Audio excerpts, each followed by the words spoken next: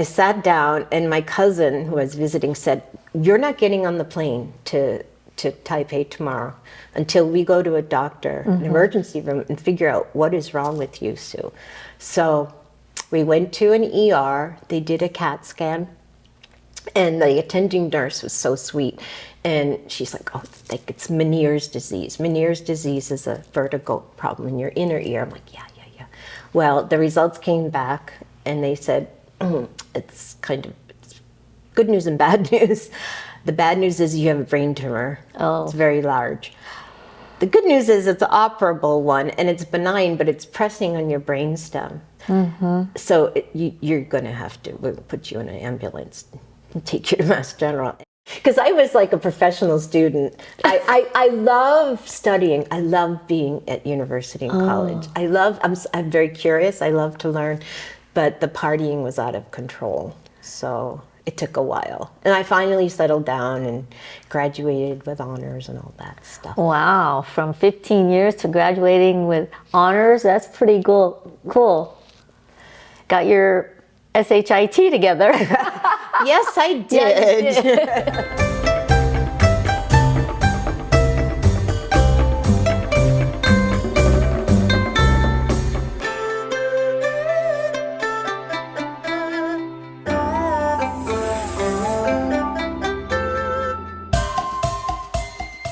Hi, I'm Sharon Landon, and welcome to the Old Asian Lady Show. Today, my guest is Sue DeSimone. Thank you, Sue, for coming here to speak with me today. Thank you for having me. I'm so excited. This old Caucasian lady is ready to talk to the old Asian lady, right? Yeah. Well, yeah. Thanks for coming to the show. So, how did you end up? Sue is actually from Boston, and she's now living here in Taiwan. So, can you tell us a little bit about how you got here, Sue? Sure. Well, I was born in Boston. I met my husband, Sujoy.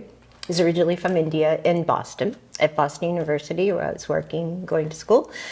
And we got married, and once I graduated from BU, we moved to Dallas for a year, and then we moved to Montreal. Wow. And we didn't make it a year. We lasted 10 months. It was so cold.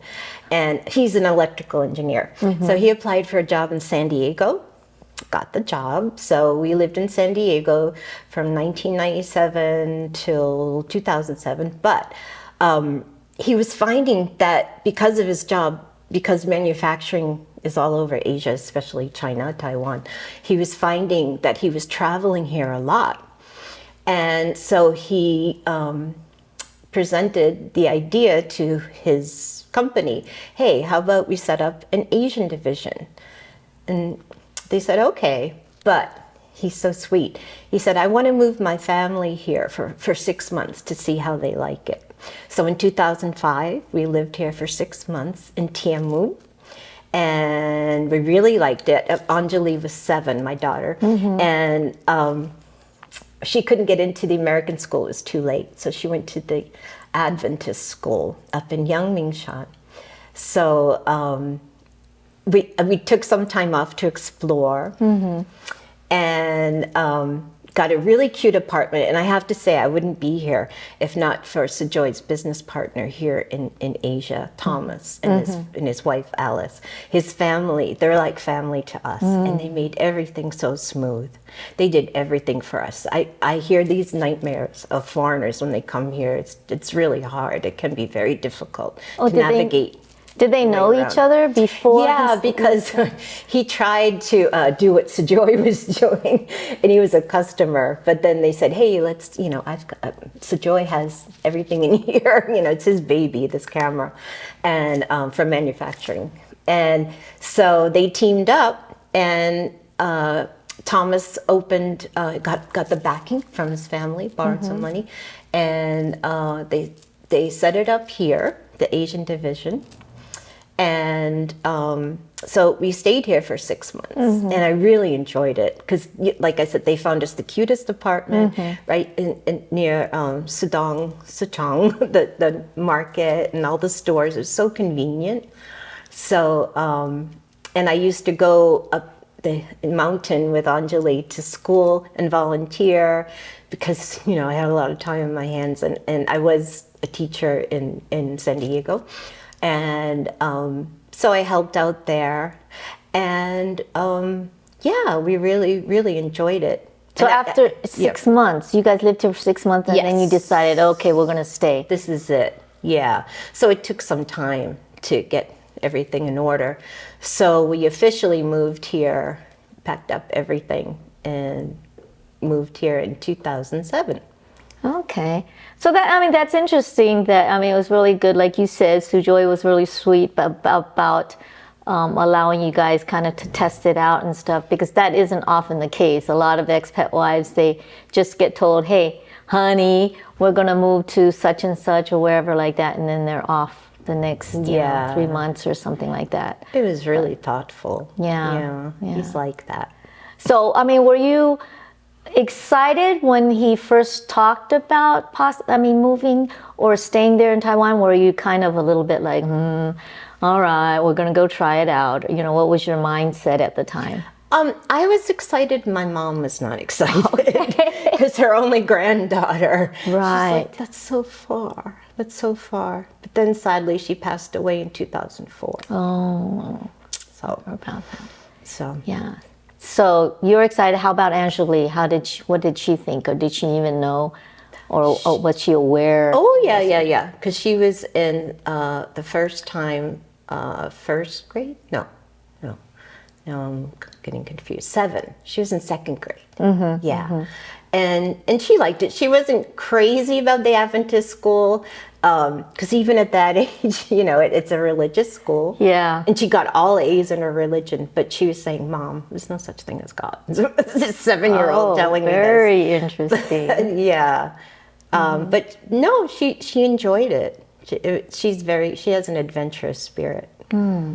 So you guys actually moved here finally in 2007. Yes. You said. And at that time, did you guys enroll her in the Yes, American she went school? to Taipei American School and just loved it. Yeah, she fit right in and really enjoyed it. And she used to walk to school. Oh, well, you guys I would were walk that with close. her, but it Okay. was really close. Oh. Yeah. So Angeli is actually, she's going to be 26, right? Yes. Really soon. So this was when you said when you guys first came, she was So first she was 7, then she was 7. 9. Okay, 7 and 9. So wow. she spent pretty much 9 years in the U.S., California, San Diego, 9 years in Taipei. But she's Taiwanese. That's what she says. She's Taiwanese. Her She soul says, is Taiwanese. Mom, I want to retire and I want to die in Taiwan. Oh, wow. She said. She's so attached to Taiwan. She's even asked me, Mom, because she has a remote job. She's also a musician.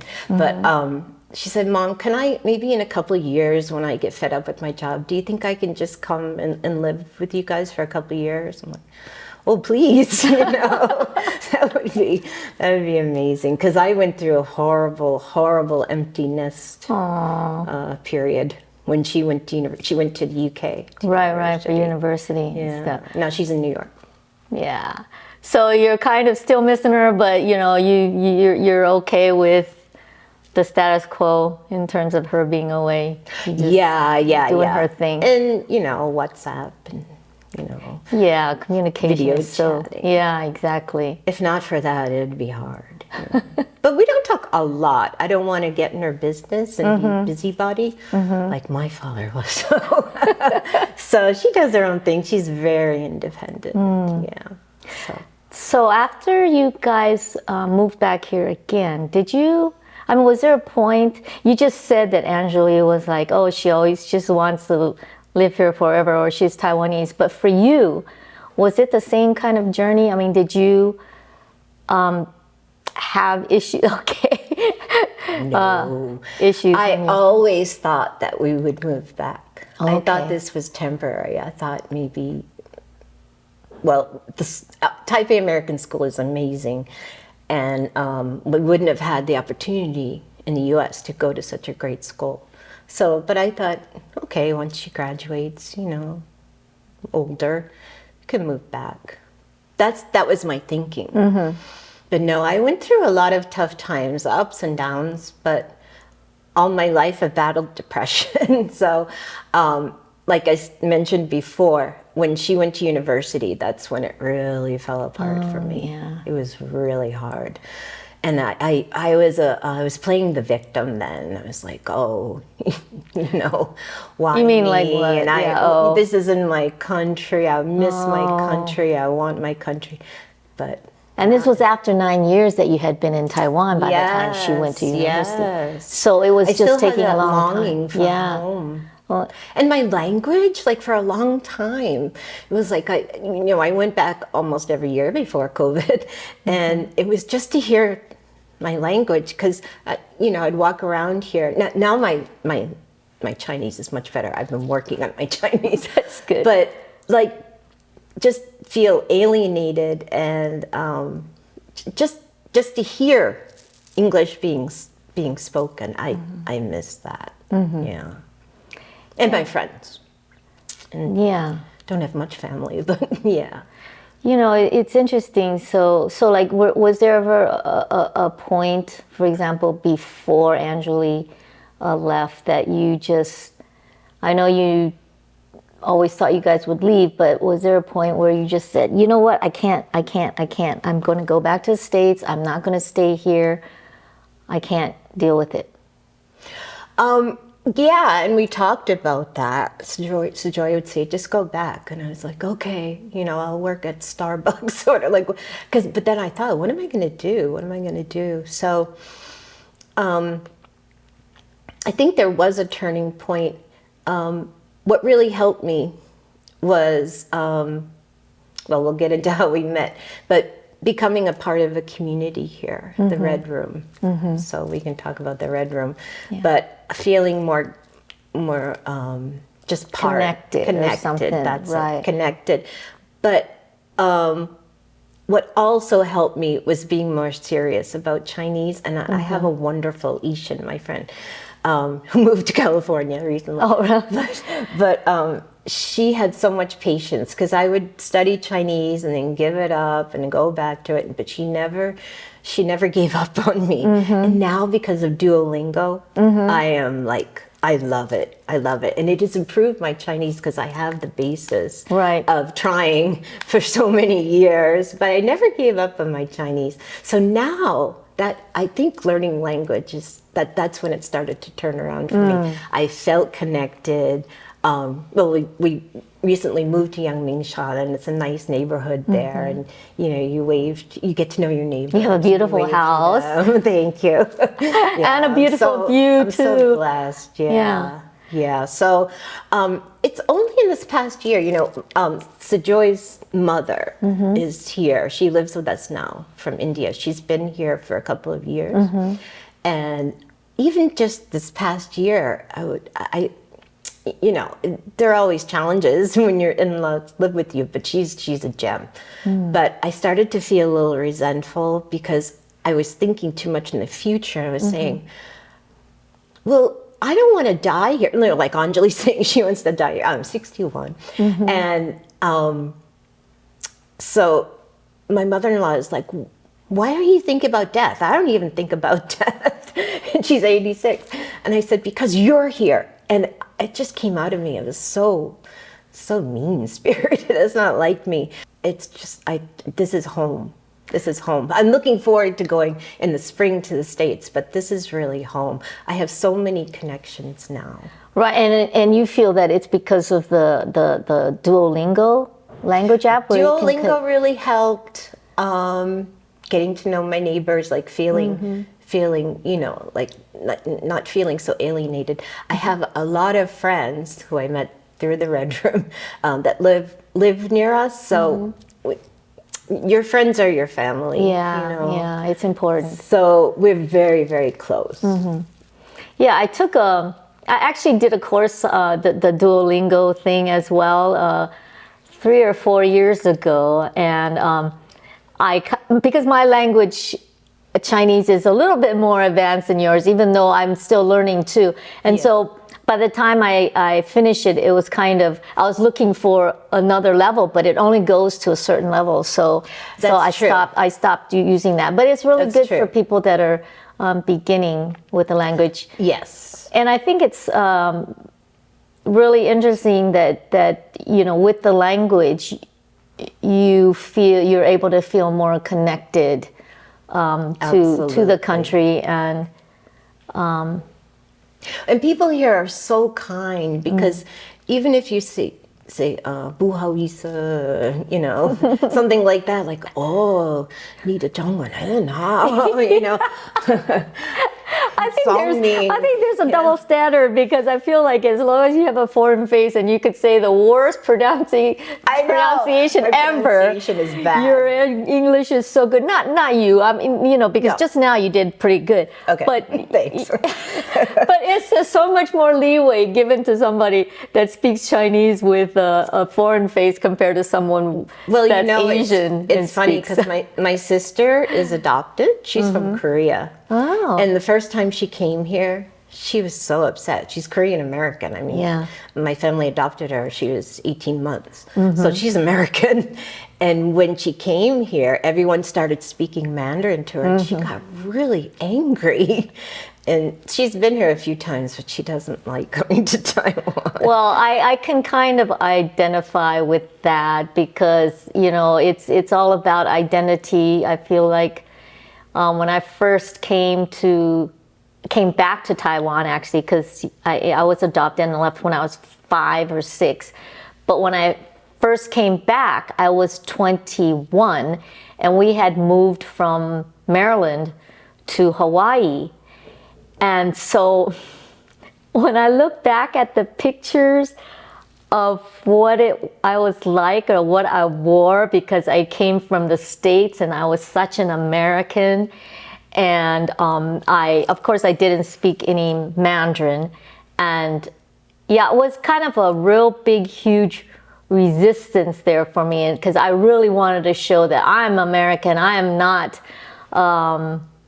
from here, and you know, blah blah blah blah and stuff like that. I never really got angry, but I think it was because maybe my family was here with me, taking me out and stuff. But I do remember, and even it took me a long time, because it like I say, it really deals with a person's identity issue. And for me, being American at that time was quite paramount in terms of my identity. But since then, I've grown a little bit more into my skin now, and I accept the fact that, you know, I'm not only am I American, I'm also Chinese, or born here in Taiwan. Taiwanese, So your sister has no problem now coming back here to visit, or she hasn't been here for a while. We did invite her last year, but she's a software engineer for Apple. And talk about Hawaii. She's there like at least every other month. Maybe. Oh, really? On vacation or for work? On vacation. That's her second home. That's her second home. So she just likes, I don't know. I wish she would come here more. I'll see her in the spring. But yeah, I think it's that.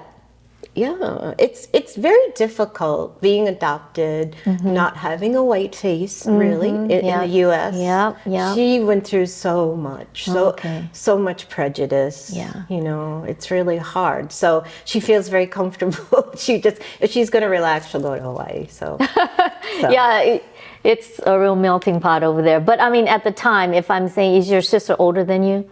Or no, younger? 9 years younger. 9 years younger. Okay, Big because difference, well, she'd be younger than me, quite a bit younger than me as well.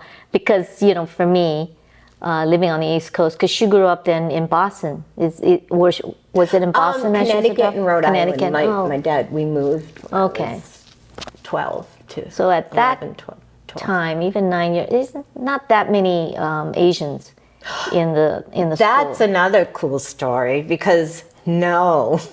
This is before Brangelina, you know. No one. Yeah. And we had a beautiful, idyllic life in Wakefield, Mass, with the white picket fence, you know, the whole deal. And when we adopted her, people from like blocks used to line up and come they wanted to see her. Really? Can you believe that? What year was this? 1973. 1970. Oh, that's about the time. Yeah, I moved to Maryland at the time.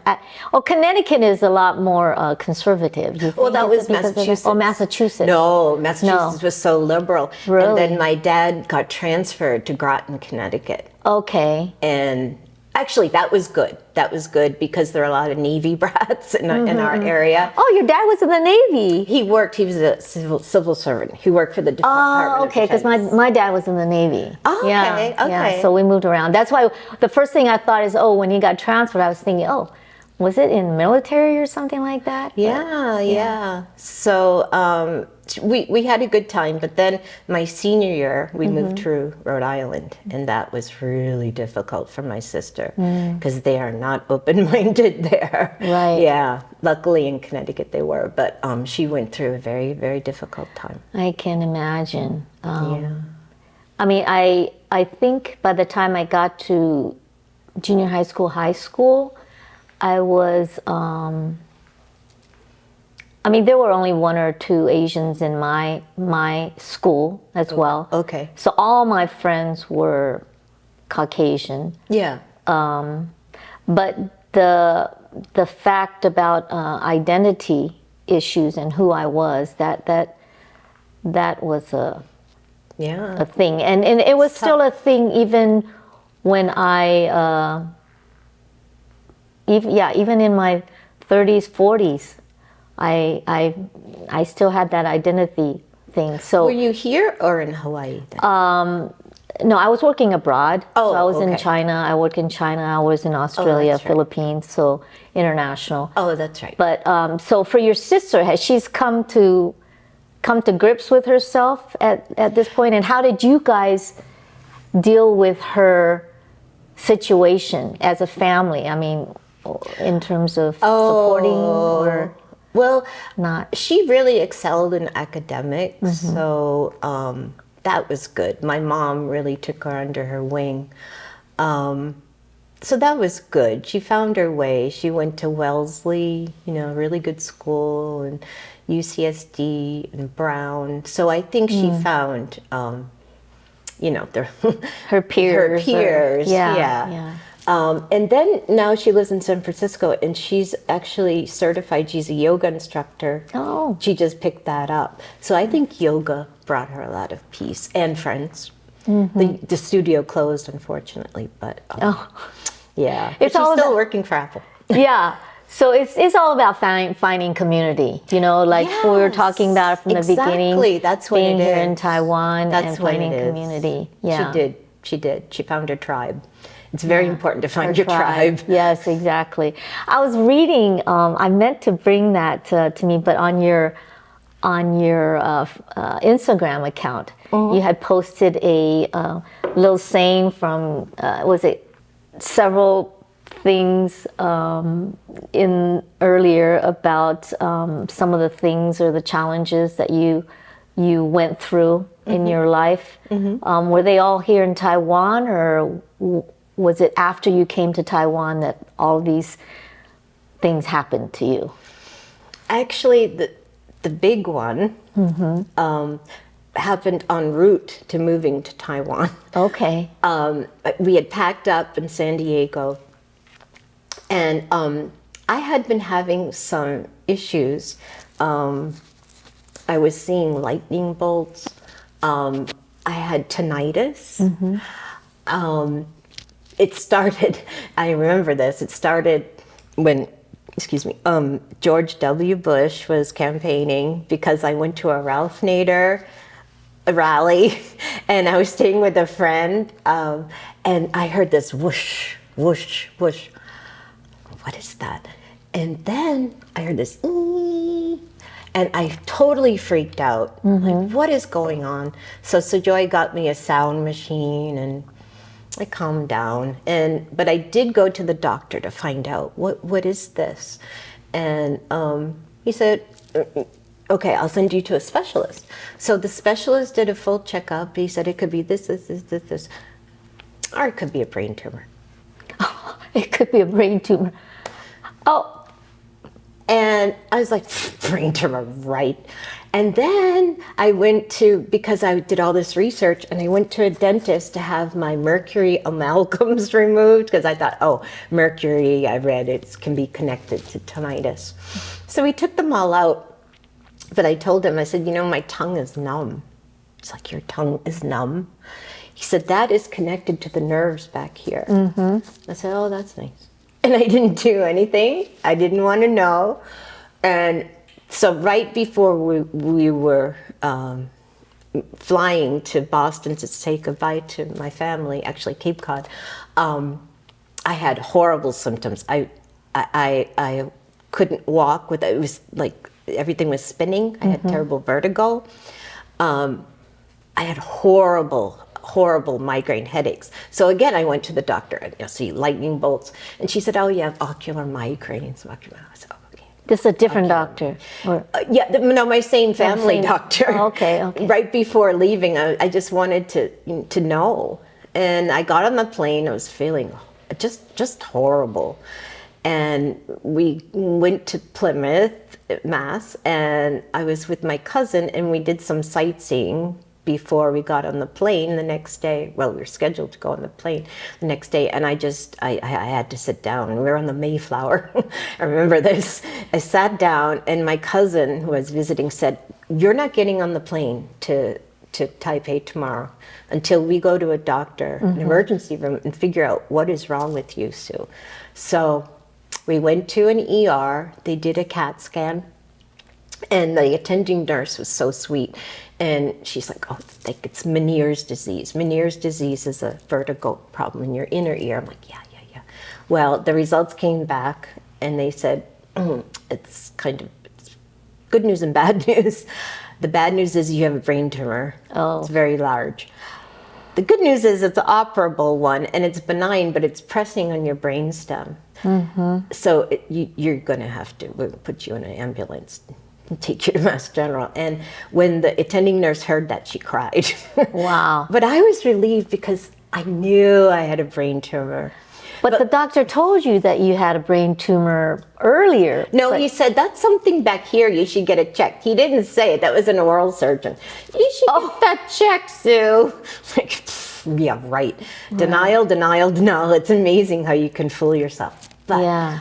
I think there was a divine plan, because immediately the ambulance flew. It was a really fun ride, actually. Flew from Plymouth up to Boston to Mass General, and I thought, oh, I'm supposed to have surgery here. I mean, that's where Ted Kennedy was in the same ward as me, after me. What? Yeah, he had brain cancer. He had cancer. Ted Kennedy. Yeah, I mean, the best doctors in the world. Wow. So when I spent all day in the ER, finally I got to see a doctor, and they said, we need to assemble a team of like 8 or 9 doctors, so this is going to take time.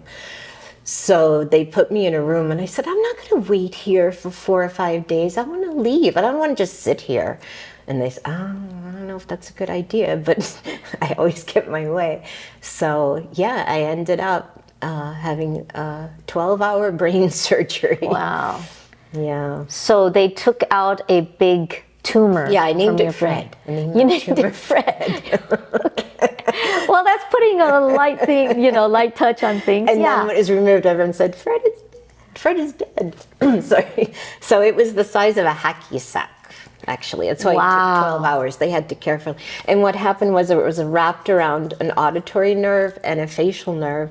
So I lost 100% of the hearing in my left ear, and I couldn't shut my eye. They taped this left eye shut, and I had pretty severe facial palsy. It was like, which that scared me. And because I couldn't keep my eye closed, they inserted a small piece of gold in my eyelid. Gold in your eyelid too? Yeah. Wow. Yeah. Because you had like no muscle control then on that side of your face. Yeah, and that's I why. still can't make tears in my left eye. Oh. Yeah. And this has been how many years now? So now it'll be 17 this July. Okay, so you got while brain ago. surgery just before you moved to Taiwan. Just So it wasn't before. you telling yourself, your subconscious telling yourself, I don't want to move to Taiwan. I know. But No. to add insult to injury, so Sojoy, he hung, the recovery period was 6 weeks. And Sojoy, after 2 weeks, said, Sue, I have to go, set up the company, and Anjali needs to go to school. So I stayed with my cousin. But after about 10 days, so he left, I started freaking out. I just totally lost it. And I couldn't stop moving. And I don't know, I felt psychotic, and I felt suicidal. I mean, I was really, and I didn't understand. I thought, I had to shave my head, and my face was like this, and it was a big, traumatic thing. I thought that's psychologically why I went through that, and I even called my surgeon. I said, I'm so depressed. Can you please prescribe me an antidepressant? And he goes, oh, well, I thought you would be grateful for me saving your life. I was like, they don't have a very good bedside manner. But it got so bad that my cousin didn't know how to deal with me, and I was having suicidal ideations. And she lived on a golf course, her condo was on a golf course, and they had ponds. So I used to go for walks, and I would look at the water, and I would, this is really funny in hindsight, oh, I'm going to just drown myself in the pond, because I couldn't do it in the pool, So, I mean, that's how bad it was. Wow. I know I would never take my life, but she couldn't deal with me, so she took me back to that emergency room. And before I knew it, I was on a bus 45 miles north to a 24-hour suicide lockdown facility. Oh, so she committed you to She committed me. Well, she didn't know she didn't know what to do with me. Right, so, right. So I saw a counselor, and this counselor, come to find out, lied and said, I wrote a suicide note, which I didn't, but that was how they could get the insurance to cover it, that was the procedure. And after a few days, so scary. And after a few days there, the counselors are saying, you don't belong here, you don't belong here. And I'm like, I know. And I would go to the director he was from Russia, this Russian doctor. And every day I would go, you had to check in every day with the director. And I would just be in this panic, like, you got to get me out of here. I don't belong here. What are you doing? And I realized, oh my God, I'm never going to get out of here. They're going to think I'm crazy.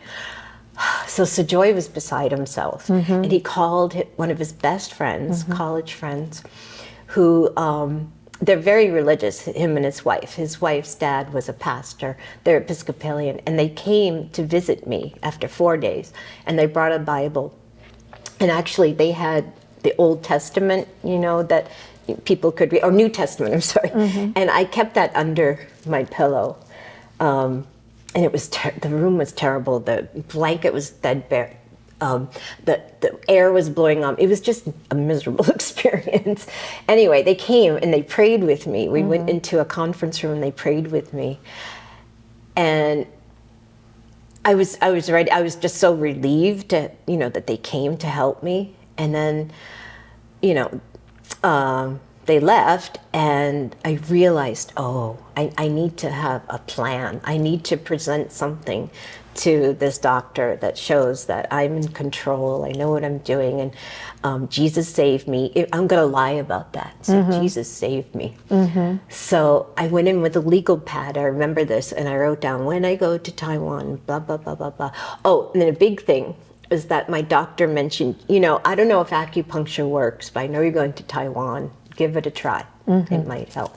So I said, I'm going to go see Chinese medicine doctor and blah, blah, blah, blah. I'm going to volunteer, blah, blah, blah. So he said, okay. And I got out the next day.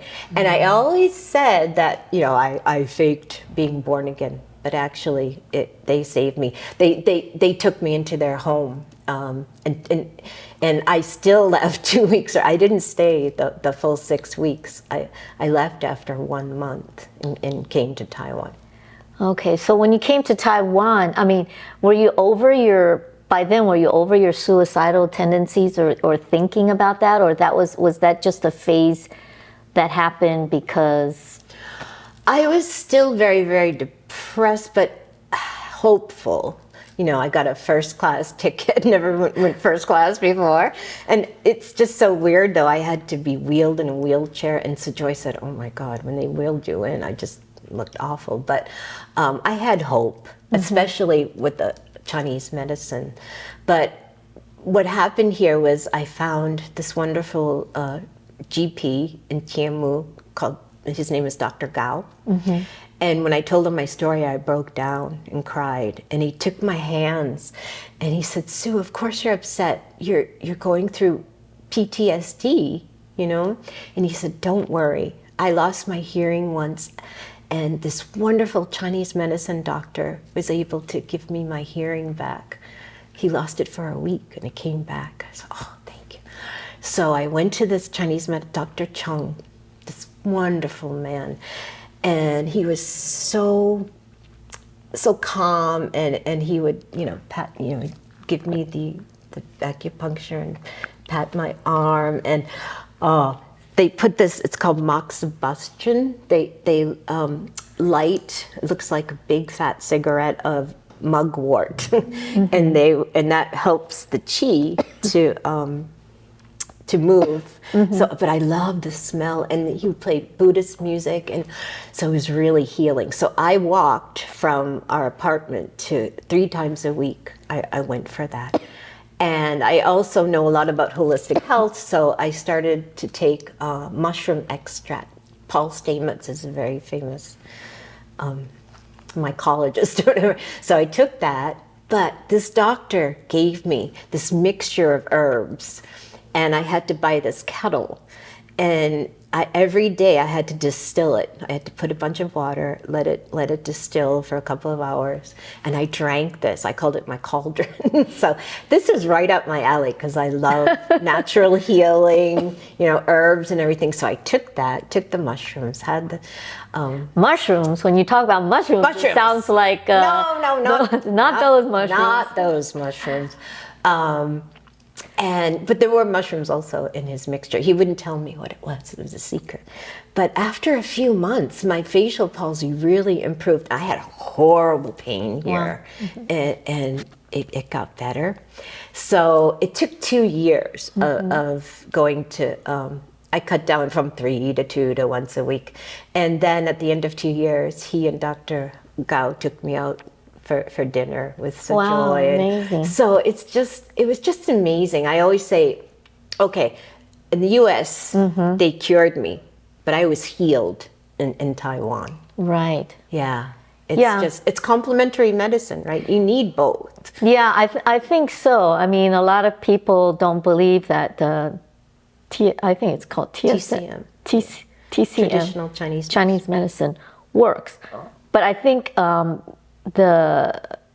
for the Chinese medicine or the TCM, it needs to be a longer term. Yes. And actually, I tried acupuncture myself because it's always known for acupuncture that it at certain points, it like you were saying, it kind of allows your qi to rotate or to be flow. Clear. Yeah, unblock blocked. it or something like that. Yes. And I remember I did that in Hawaii one time. And for me, I'm such a baby about needles. About needles. But it was to help with the unblocking of your energy and things like that. And I did it for several sessions, but I ended up stopping with that. But I agree with you. If it's done both in combination with Western medicine as well as Chinese medicine, Chinese style medicine, then there's a lot of things that can be fixed or healed. Yeah, So. it definitely it worked for me. Yeah. So your hearing, is it 100%? I mean, is 100% or pretty much all in this ear? The one In the left ear, it's gone. So never it's come still back. totally okay. Yeah, because the tumor was wrapped around the auditory nerve. Okay, so and they it had to snip that. And I have a titanium plate in my head. Wow, all of these It doesn't set off the buzzers. the buzzer or the security TSA. thing at the No, Titanium, yeah. Oh, wow. So that was part of your, I mean, do you ever feel it or know that it's there, or does it Yeah, when I'm interfere in your really life? tired, it aches. Yeah. But I haven't felt that for a long time, so my sleep is better. So that's good. So with that was, you just said that was your biggest challenge, and you feel like one of your biggest challenges, and you kind of came through with it. Was after the couple of years, were you done with depression, or did you ever have any kind of suicidal thoughts after that? No, ever? it was still pretty bad. After my mother died, and then my father died. She died when you were in Taiwan. No, she died when I was in the U.S. Yes. in between. And my father passed away after we had been here a year. And they were both really traumatic deaths. Oh. So I think the brain surgery on top of losing my parents, I got very, very depressed. But I got a dog. I thought that would help me, keep me company, because the Joy was still traveling a lot to China. So that did help, a little Roxy, a little poodle. But I started numbing myself and drinking. And I would, the thing is, if you want to become an alcoholic, Taiwan is the place to do it. Really? Because of the 7-Elevens, the Family Marts, and so what And you can drink on the streets here too. There's no law about that. 24/7. Yeah. 7-Eleven was my bar. Which is my bar. A little bit interesting, because it seems like Taiwan or Asian culture would be more conservative in that way. Right, you would think. Yeah. So because of 7-Eleven and Family Marts, you were drinking a lot? It was a big part of it. So I would walk my dog, have a tall Taiwan beer, walk across the street, have another one, down the road, whatever, have one more, and get a bottle of whiskey, go home, drink the whiskey, pass out. That's how bad it got. Did you drink when you were in the States a lot? I mean, in the 60s. Well, you were still little in the 60s. Not like you were, I was one of those wild people. Definitely influenced me. Oh, yeah, I partied way too much. It took me 15 years to get my bachelor's. So I finished part-time. I got a job at Boston University. And what'd you get your... Psychology. Psychology. Okay. And I met Joy. Oh. And he said, I started working there in 87 and 89. I met him, and he said, we are not going anywhere, because he wanted to move eventually until you graduate. You are going to graduate. So he was very, very, very supportive. And the last semester, I took a break from work, got someone to take over my job for a little bit, and finished up finally. Because I was like a professional student. I love studying. I love being at university and college. I'm very curious. I love to learn.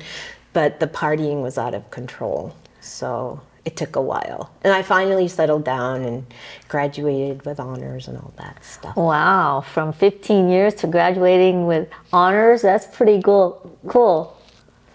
Got your SHIT together. Yes, I did. Yeah. Okay, so that was part of one of your history in drinking wise. I mean, how did this period of life though affect Angelique? Because your daughter is... Well, she's the one. I realized I need to get help, because I remember one Christmas, I just ruined Christmas Eve, and she just walked I don't know if it was Christmas Eve or Christmas Day. She ripped down some Christmas decorations, and I don't know. I just realized that I was really letting her down and going to mess up her life if I didn't get my SHIT together. So I called a friend of mine who used to work at the center, and she's also a counselor. And she said, Sue, I would love to help you, but I can't be your counselor because I'm your friend. But I would say, run, do not walk to AA. And I had been looking in the centers, community center, their magazine, and I saw there were AA meetings for a couple of years. So I knew it. And then it took Anjali to wake me up. So I went to AA, and yeah, it saved my life. I thought that was 11 years ago. So I've been sober. So it's probably... But it's been hard. Yeah. So. Yeah. I mean, I was just thinking, it's kind of like you have these things happening in your life, and then you have to be knocked on the head, which is often the same thing with me, you know. I mean, I feel like sometimes and a lot of us, we just don't get it, even though inside we get it, or we know, but we want to ignore it, or we want to, you know, whatever. Yeah, so you had to get knocked on your head. The second time then was literally Anjali. And are you still attending AA, or is it a process that you have to do it forever? Or well, it's really interesting you say that, because I've found a different way of recovery. I was prescribed Ativan when I first got sober because I couldn't sleep, because that's what I used alcohol to numb me and knock me out. So I would sleep. Not well, but so they prescribed Ativan. And my sponsor at the time said, Sue, be careful with sleeping pills. Just be careful. Yeah, whatever. I'll take them as prescribed. It's fine. But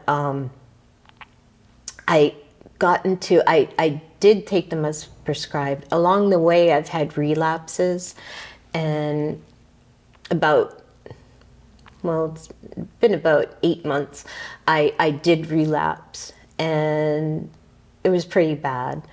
So I went cold turkey, and then I was just going through like lots of anxiety again, depression, sweating, just like out of my head again. So I took a little more Ativan, just one day. It was supposed to take 2 a day. I took 3. And I know, because I've tried to taper before off this benzodiazepine, and because I took 3 and then cut back down to 2, I just completely lost it. And I got suicidal again. And this is not because of drinking or... Because this is a prescribed thing. It's prescribed, yeah. But I didn't take it as prescribed, just for a few days. It was probably more than 1 day. And I was searching. I prayed and prayed and prayed. And so I started feeling better, and I started tapering. But I went to the States. A friend of mine helped me. He said to switch to Valium. So I switched to Valium. But when I went to the States, I forgot my pill cutter, and I went to a workshop on the animal communication workshop. Oh, okay, yeah. And it was in a remote part of New York. So I couldn't get a pill cutter. And I said, well, I think I'll be fine. You know, two pills. I was taking 2.5. It's fine. Oh no, after 10 days, I had those horrible, the anxiety was so bad when I was visiting Anjali. I couldn't go out. I had agoraphobia, extreme anxiety. So isn't Valium supposed to like calm you down? Well, yeah, because it's also a benzodiazepine, but it's longer lasting than Ativan. That's why some people switch. But I cut too quickly. Think I'd learned my lesson. So I prayed and prayed and prayed, looked at YouTube videos, and I finally found this one Coach Dave Powers. And I saw that he had an online benzo withdrawal school. And I listened to his videos, and I joined the school, and I had a consultation with him. He completely turned my life around. Because he is a psychologist getting his PhD, but he looks at the brain, just the physiology of the brain. So he teaches people how to calm the flight or fight, the limbic system. And so to flood your body with good chemicals and reduce the cortisol and the norepinephrine or adrenaline, that this withdrawal sparks in your brain. It's just like, it's a nightmare. I don't even know how to describe it. So I said, I will do anything at this point. I will do anything. So I followed his program. And within, I would say 6 weeks, I was feeling so much better because I was still agoraphobic, you know. I wouldn't go out and socialize. Joy dragged me out in the morning, though. Yeah, because you to never walk the had that dog. problem before. Oh, You love being around people. And Oh, you no, love- I'm very social. Right, so Yeah. interesting that this pill will Yeah, make and you... doctors don't realize. They Yeah. don't really know how to taper or prescribe it. So I did start walking, even though I was like, oh, you know, nervous wreck. But his program, exercise is so important, especially in the morning, sunlight. So I would exercise with the dog and get the sun. So that's down. And he has this amazing procedure called 5 sense limbic training. And I was actually starting to do something like this, but I wasn't doing it fully. So what you do is you sit in a warm bath, you light a candle, light some incense or essential oil, put on some nice quiet music, and eat a bite of chocolate or, you know, something, some taste. So you're calming all 5 senses. Right. And, you know, it really started, I did it 3 times a day. And yeah, after a month, it definitely calmed me down. He has other things like, I wore my mala beads. Well, first thing, you wake up in the morning, you reframe your mind and you tell yourself, I am healing, or whatever you want to say. Just put yourself in that. And then on these mala beads, you've probably seen them, like in India, they pray, Buddhists pray on them. And you say an affirmation. So you would just say, I choose health. I'm having a hard time stopping smoking cigarettes. So you say an affirmation. You can close your eyes or look at it. Actually, you're not supposed to use this. And by saying this 108 times, it seeps. Oh, so everyone has 108 Everyone, yeah. You beats. say this affirmation each time. Breathe, say it.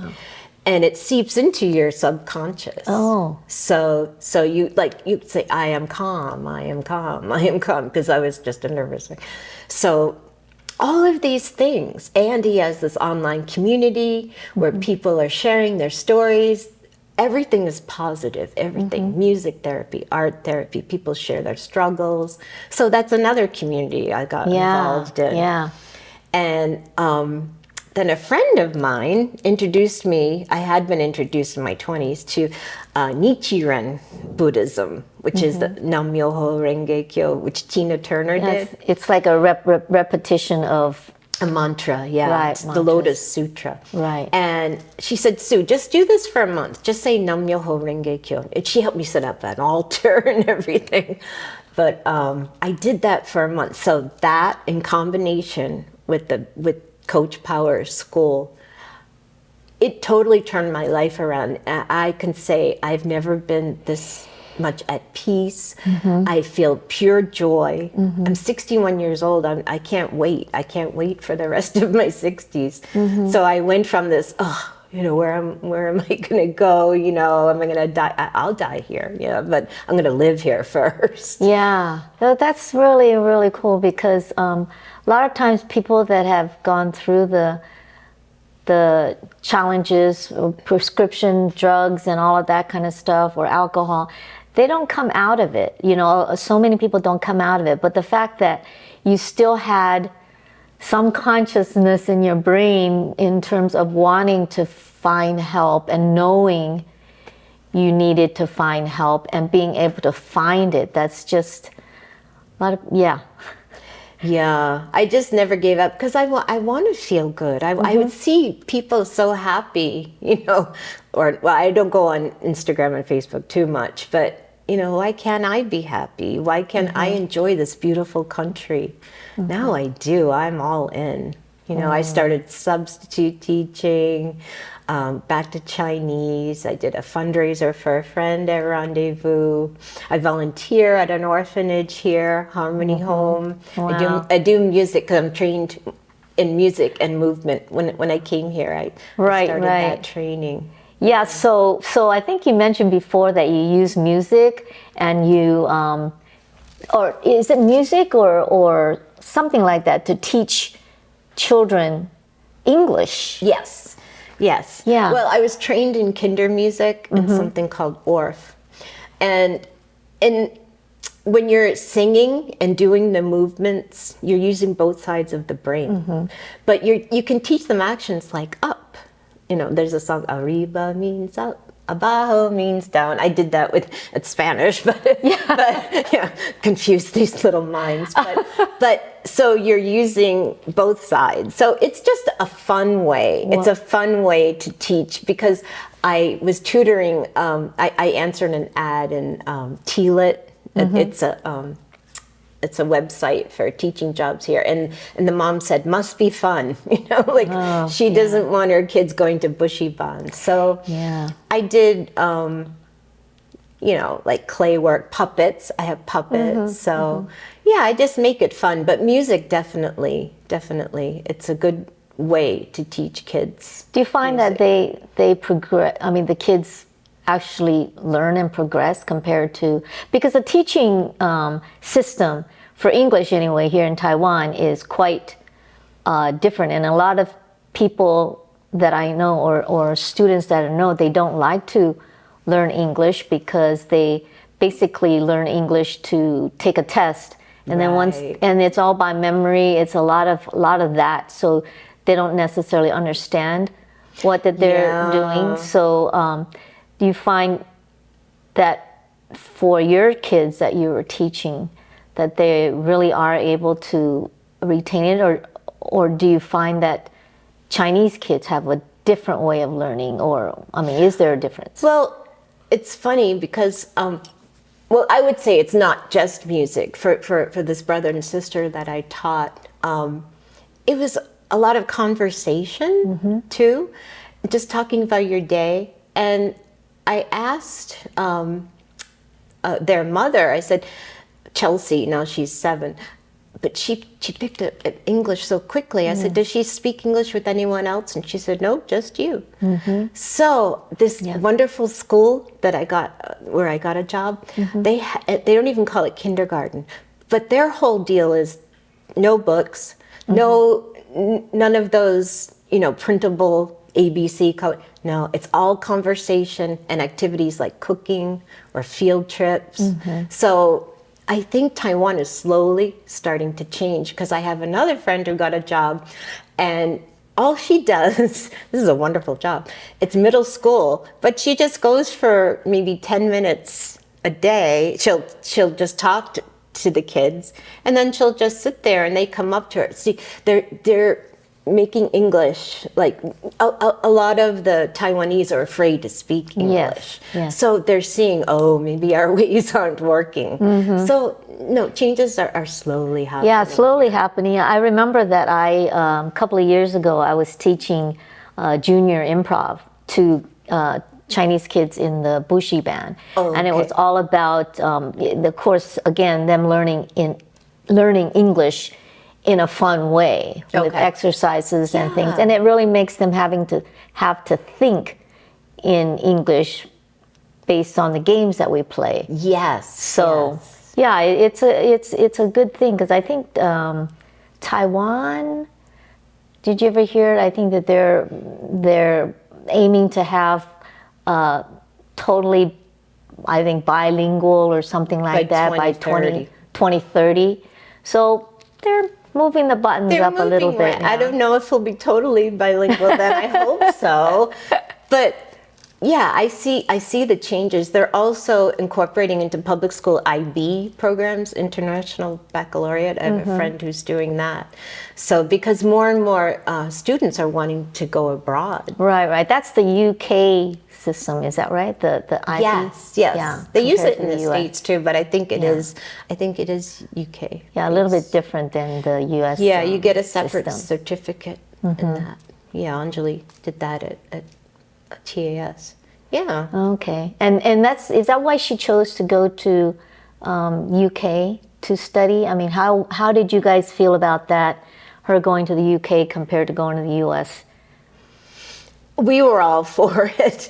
I think we kind of nudged her that way. Well, she blames me because I'm such an Anglophile. I love, the British invasion, rock and everything. So she blames Beatles me. or whatever. So Beatles, The Who.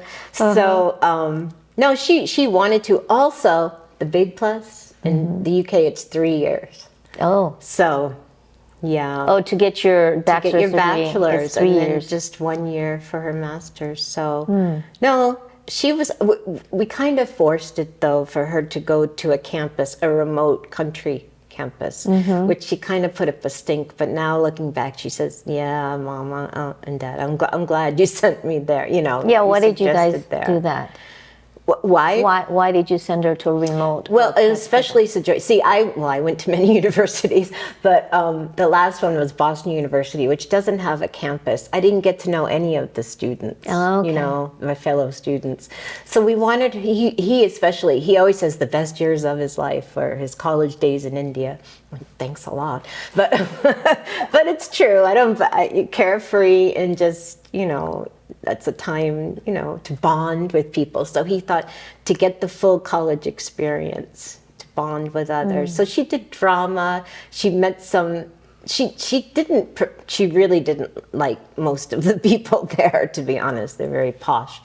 But she did find a small group of friends. And yeah, she's still in touch with them. And then she went to London, though, for her master's. So she got the city vibe, the city experience. So you just mentioned about Sujoy, your husband. You said he's Indian, and he's talking about his college days in India. So he didn't. Did he study? I thought he studied in the U.S. or he was did. already okay. So yeah, when I met him, he was in a PhD program for biomedical PhD, engineering. Biomedical. But by then he was done because he also had a master's from UT Arlington in electrical engineering. So when did he move to the States? Was he already out of college? I mean, college age. Is that right? Yeah, he had graduated in 1985 from Baroda University. Not quite sure the name of it. And he moved to Newark. Okay. And that was very scary. He lived above a go-go bar and he used to hear shotguns. Oh, we have to hear some stories from him about that. No, maybe you should have him on. But so he actually moved to the States when he was, an adult, literally. So him being Indian and you guys being a couple, were there ever any kind of, cultural differences that challenge your relationship, or was it all smooth sailing? No, not all smooth sailing. It's really funny because I had this favorite psychology professor who grew up in India. His parents were missionaries, and I told him I was marrying an Indian. I got to know him a little bit, and I told him I was marrying an Indian man. And he goes, "Oh, intercultural marriage is very difficult." I'm like, no. Oh. Well, I remember going to India. So we eloped, but we had an Indian wedding. And not the full-fledged one. But actually, before we had the wedding, we went there to get engaged, even though we're already married, but that's another story. We didn't tell his parents. Well, you guys really did stuff, quite differently. So we got engaged in India and in a cave with a shivling. Backs around? No. With a shivling. I don't know if you know what a shivling is. No, I don't. It's a very phallic symbol. Women go there to pray for husbands or babies. Okay. So that's a an blessing. Indian thing. Indian blessing for women. Yeah. Okay. But it was in a cave. Very interesting. Okay. But just talking about difficulties with the intercultural marriage, I remember being at one party at his parents' house, and everyone is speaking Bengali. Everyone. Sujoy would usually be my interpreter, but I had this moment where I had to hold back the tears. I'd never felt so alone before or alienated, you know. It was very, very strange. So that was... Because you couldn't understand anything that was being said. Yeah. And his mother, oh, I love her so much, but she wanted me to meet every single one of her friends, and I had to dress up, I had to put on makeup, but I enjoyed, you know, I do enjoy meeting people, but it was tough. It was tough, very different. But then in our marriage, as we were together, and like I said, I had episodic depression, periods of depression, so I would have to want to go to a counselor. And so Joy just wasn't really open to that. It just in his time, people didn't go to psychologists.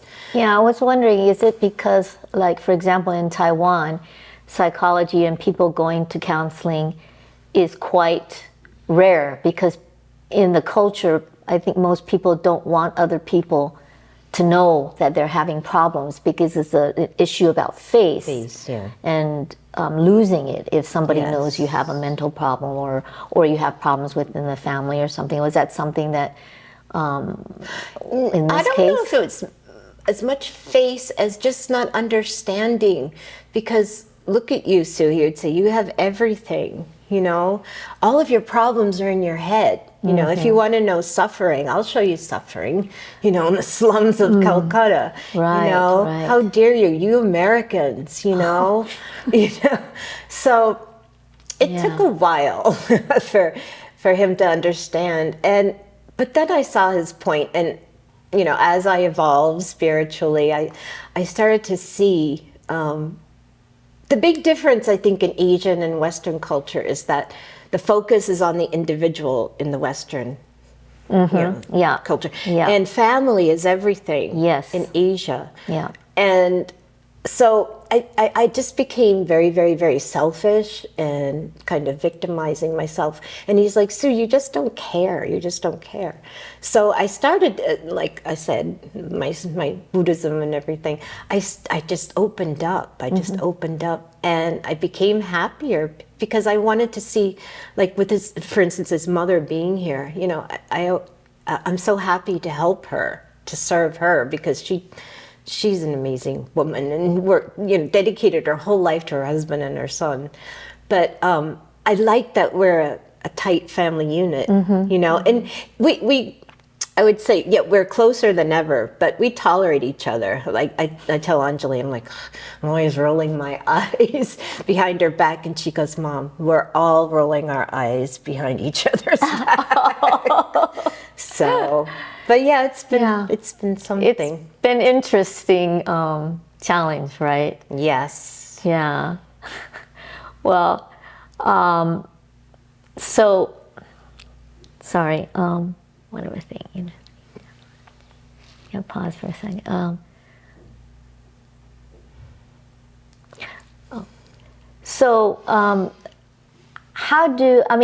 It just amazes me that you've gone through as many things as you have and are able to sit here with me and chat about it. And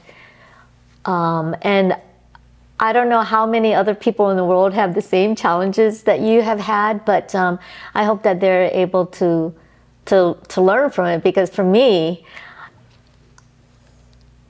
I have not had any of those challenges that you're talking about, and I really have to hand it to you, because I think it's really a lot about, I wouldn't say perception, but it's a lot about how you, it has to be a lot about how you see yourself and how you can bring yourself out of it through thick and thin. And some people can just do that and other people can't. So I have to say, gotta hand it to you, Sue. I'm glad you're here with me, and I'm glad you were here. We were able to be friends in the best friends in the Perfect Ganesh. And yes, I, wonderful. Yeah, totally support you going, you know, moving forward from Thank here. you. Yeah. Thank you so much. Yeah. It was Thank- really an honor to be on your show. Well, the honor. No, Honor. the honor is mine. No. Oh, after But- Stephen, I'm like, oh, that's a tough act to follow. Yeah. But anyway, thank you so much for spending some time with me today. Thank you, Sharon, for having me. And this is Sharon Landon signing off from the Old Asian Lady. See you next time. Bye-bye.